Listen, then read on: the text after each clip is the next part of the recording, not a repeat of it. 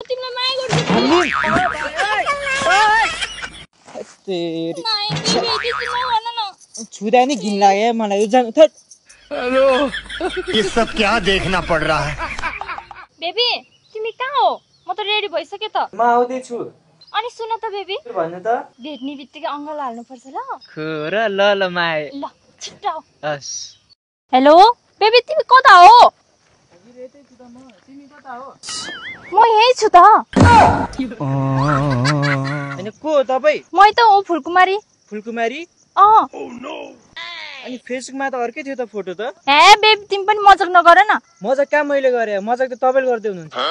फेसबुकमा छोरीको फोटो राख्ने अनि भेट्न आउने हामी जस्तो केटाहरूलाई फसाउन लाज लाग्दैन तपाईँलाई हे बेबी नरिसाउ न अघि भेट्ने बित्तिकै अङ्गल हाल्ने भनेको होइन किस गर्ने भनेको होइन तिम्रो पनि उमेर पुगेको रहेछ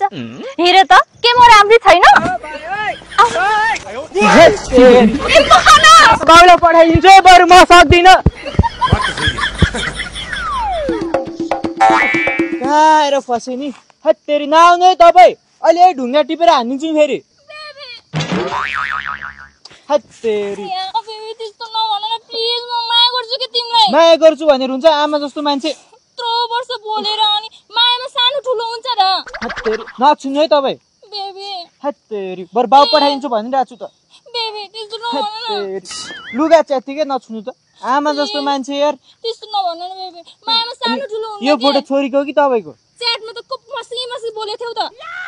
अब छोरी होला भनेर बोलेको नि अब तपाईँ हुनुहुँदो रहेछ के गर्ने त मैले अरू कुरो थाहा छैन बेबी म तिमीलाई माया गर्छु प्लिज खै फोटो पठाउ त बेबी भनेको अनि छोरीको फोटो पठाएको रहेछ त्यस्तो नभन न बेबी लुगा च्यात्तै नछुनु तपाईँ त्यस्तो नभन न जानु है तपाईँ कहाँबाट आउनु म तिमीलाई माया गर्छु हामी त्यस्तो नगर न बेबी जानु है तपाईँ नआउनु नाइ म जान्न तेरी नाइ बेबी त्यस्तो नभन न छुदा नि घिन लाग्यो मलाई जानु थट हे त्यस्तो नभन न हत्तेरी तपाईँ छोड्ने उ जानु हेलो पखाना बेबी बेबी पखाना झुट बोलेर पनि नहुँदो रहेछ एक दिन वास्तविक थाहा भइहाल्दो रहेछ म यौँ भनेर छोरीको फोटो राखेर बोलेँ अहिले बाँच्नै नसक्ने भयो उभिन उसले एक्सेप्टै गरेन